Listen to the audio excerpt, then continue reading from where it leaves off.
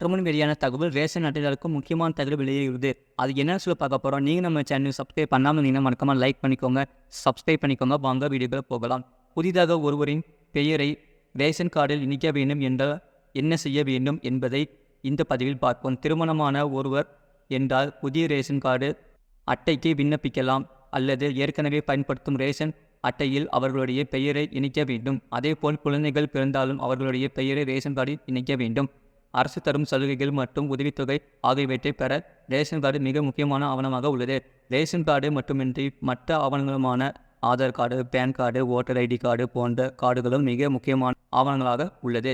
எனவே இது போன்ற கார்டுகளை அப்ளை செய்து வைத்திருக்க வேண்டும். அதாவது உங்கள் பெயர், முகவரி, மொபைல் நம்பர் மற்றும் இதர விவரங்கள் அனைத்தும் சரியாக இருக்க வேண்டும் மற்றும் பிழை இல்லாமலும் இருக்க வேண்டும் என்பதை உறுதி செய்து கொள்வது நல்லது.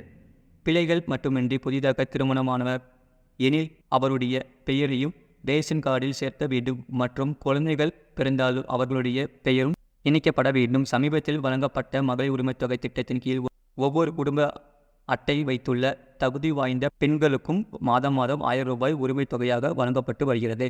இதனால் பல ஆயிரக்கணக்கான பொதுமக்களும் புதிய ரேஷன் அட்டைகளை பெறுவதற்காக விண்ணப்பித்துள்ளனர்.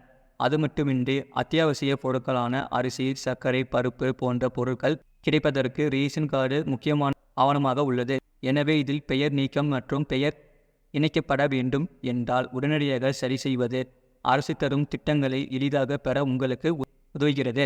நீங்கள் புதிதாக திருமணமானவர் என்றால் ஏற்கனவே நீங்கள் பயன்படுத்திய அரசு பொருட்களை பெறும் ரேஷன் கார்டில் வீட்டிற்கு புதிதாக வந்தவரின் பெயரை இணைக்க வேண்டும். அப்படி இல்லை என்றால் கணவன் மற்றும் மனைவி ஆகியோர் இணைந்து புதிய ரேஷன் கார்டை பெறலாம். ஆனால் அதற்கு முன் அவர்களுடைய பெயரை ஏற்கனவே பயன்படுத்திய ரேஷன் கார்டில் இணைக்க ரேஷன் கார்டில் இருந்து நீக்க வேண்டும் என்பதை மனதில் கொள்ளுங்கள். அதன் பிறகுதான் புதிய ரேஷன் கார்டை பெற முடியும். இதனை நீங்கள் ஆன்லைனில் எளிதாக செய்து முடிக்கலாம். ரேஷன் கார்டு பெறுவதற்கு ஆதார் கார்டு முக்கியமான ஆவணமாக உள்ளது. புதிதாக திருமணமானவர் தங்களுடைய ஆதார் கார்டில் முகவரியை மாற்ற வேண்டும். அவ்வாறு முகவரியை அப்டேட் செய்த பின்னரே புதிய ரேஷன் கார்டு பெற விண்ணப்பிக்க முடியும்.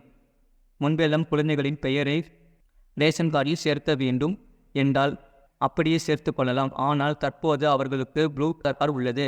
எனவே அவர்கள் பெயர் மற்றும் இதர விவரங்கள் ஆதார் கார்டில் சரியாக உள்ளதா என்பதை சரிபார்த்த பின்னரே அவர்களின் பெயரை ரேஷன் கார்டில் இணைக்க வேண்டும். www.tnpds.government.in என்ற அதிகாரப்பூர்வ இணையதளத்தை பார்வையிடவும்.